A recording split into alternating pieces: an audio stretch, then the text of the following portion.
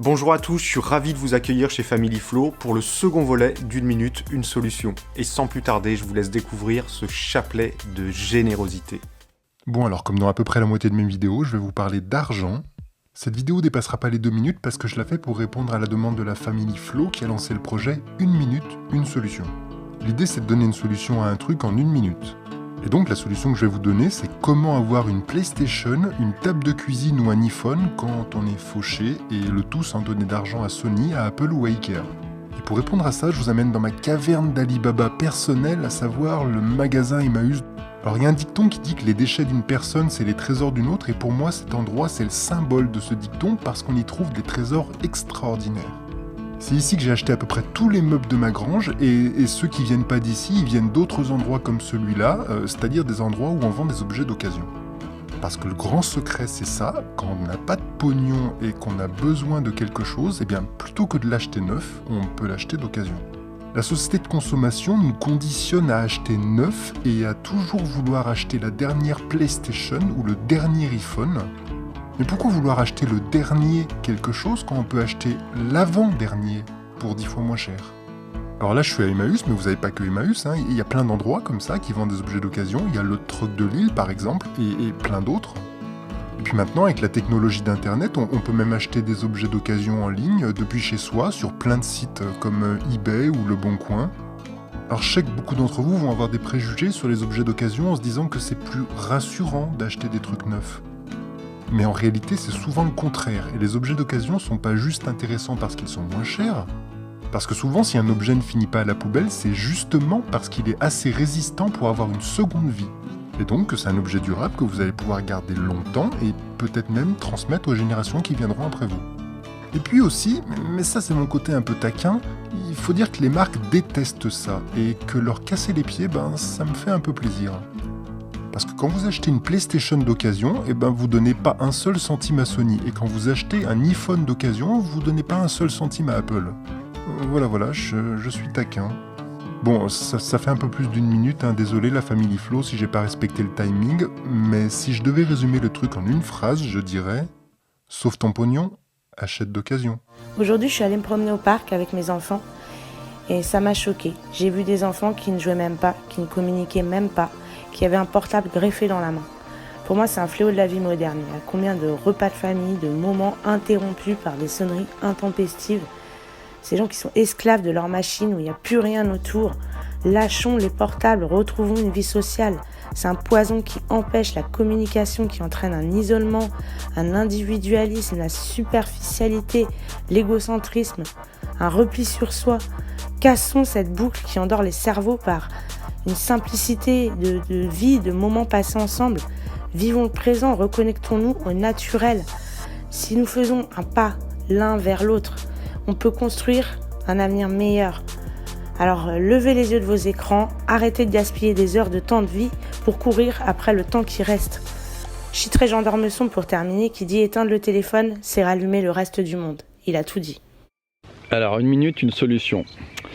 La nôtre, ça a été d'arrêter de se dire que le problème venait d'ailleurs. Le problème, c'était pas notre boulot qui nous permettait pas de passer du temps avec nos enfants. C'était pas qu'on payait trop d'impôts, c'était pas qu'on nous obligeait à vacciner nos enfants. C'était pas qu'on donnait une éducation qu'on pensait débile à nos enfants. C'était pas qu'on bouffait de la merde. C'était pas que on devait payer des amendes pour des vitesses, des excédents de vitesse. C'était pas parce qu'on trouvait pas de place de parking. C'était pas des devis à la con pour 2 robinets, changement de 2 robinets. Non, c'était pas tout ça. C'était qu'on faisait rien en fait. À part s'en plaindre, on faisait rien. On pensait que le problème venait d'ailleurs et que la solution venait d'ailleurs, mais c'est ça. Le problème, c'est que la solution, elle vient pas d'ailleurs. Il faut juste se le dire. Et faut se poser, c'est ce qu'on a fait nous. On a pris un papier, un crayon, on s'est dit voilà, comment on annule ça d'un coup. Et c'est notre solution à nous, hein, mais on est maintenant à la campagne, à l'étranger. Les impôts, c'est terminé, les parkings, c'est terminé, la bouffe, on bouffe comme des rois, c'est notre bouffe à nous. Il n'y a plus de factures, de devis, parce qu'on fait tous les travaux nous-mêmes. En fait, on a pris tous les problèmes un par un, et puis on a trouvé un truc qui nous permet de les annuler tous. Donc, c'est pas compliqué, hein. La solution, elle est en chacun de nous, c'est tout. On cherche toujours des modèles, des inspirations pour notre vie, mais je crois profondément que la solution, elle est en nous. Tout part de nous. Et ça passe bien par un mode de vie plus conscient. Essayer en toutes circonstances d'être la meilleure version de soi-même, en analysant nos pensées, nos actions, notre mode de vie, notre consommation. Est-ce qu'on peut faire mieux? Et tout ça, bien dans cette joie de pouvoir contempler tout ce qu'il y a de beau autour de nous. Retrouvons ce bonheur dans les choses simples et dans le présent de la vie. Se balader en nature, profiter d'un beau soleil, cuisiner un bon repas, passer de bons moments en famille ou entre amis. Il y a les choses qui arrivent dans la vie et il y a ce que vous en faites. Alors soyons ce changement et puis merci à la vie, merci à vous, merci à la Family Flow pour cette belle initiative. On se retrouve très vite en attendant beaucoup d'amour et à la prochaine. Plantons la vie, plantons l'amour.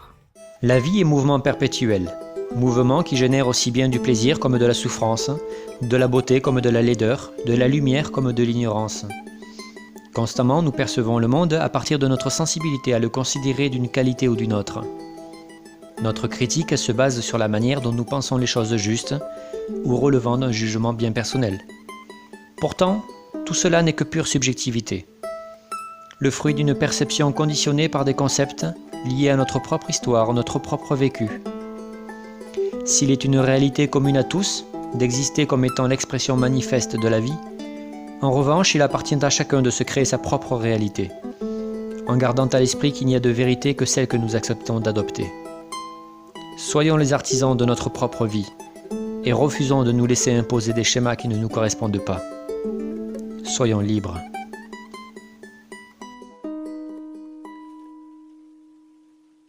Tu peux changer ta consommation de vêtements. Alors il y a plein de moyens de se tourner vers des vêtements plus éthiques.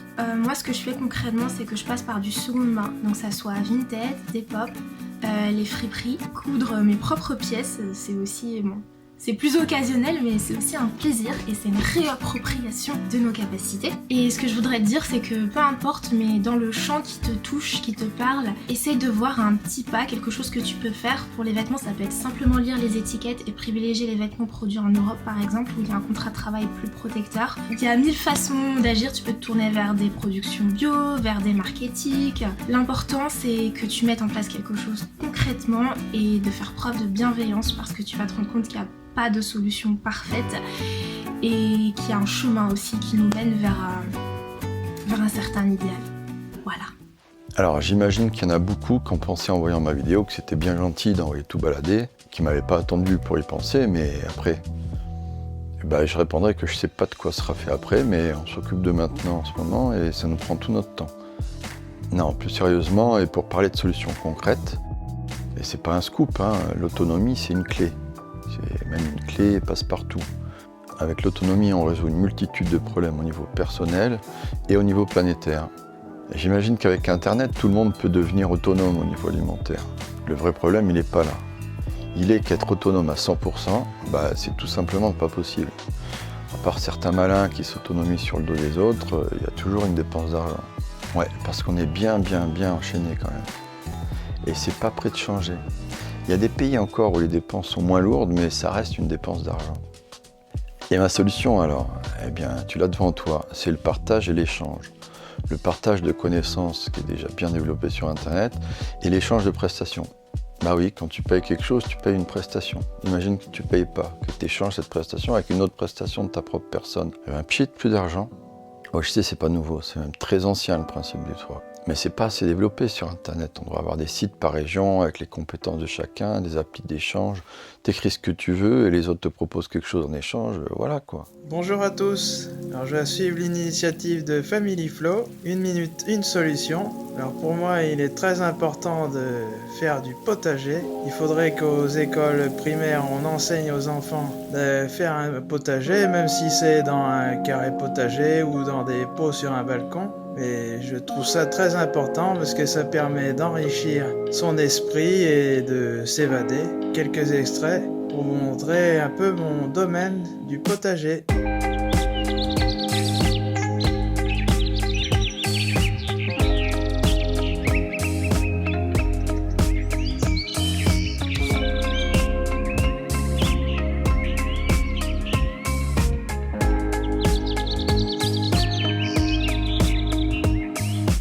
À bientôt.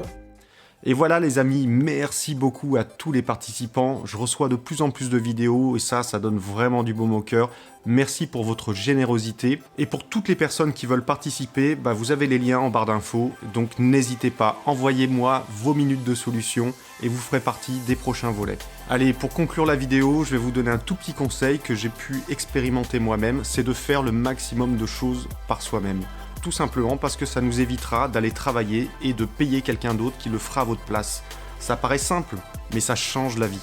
C'est tellement enrichissant de faire les choses soi-même, ça donne une telle satisfaction, et puis ça permet d'apprendre les choses, de comprendre les choses. Voilà, c'est une petite solution rapide, pas chère, et qui permet d'avancer et d'aller plus loin.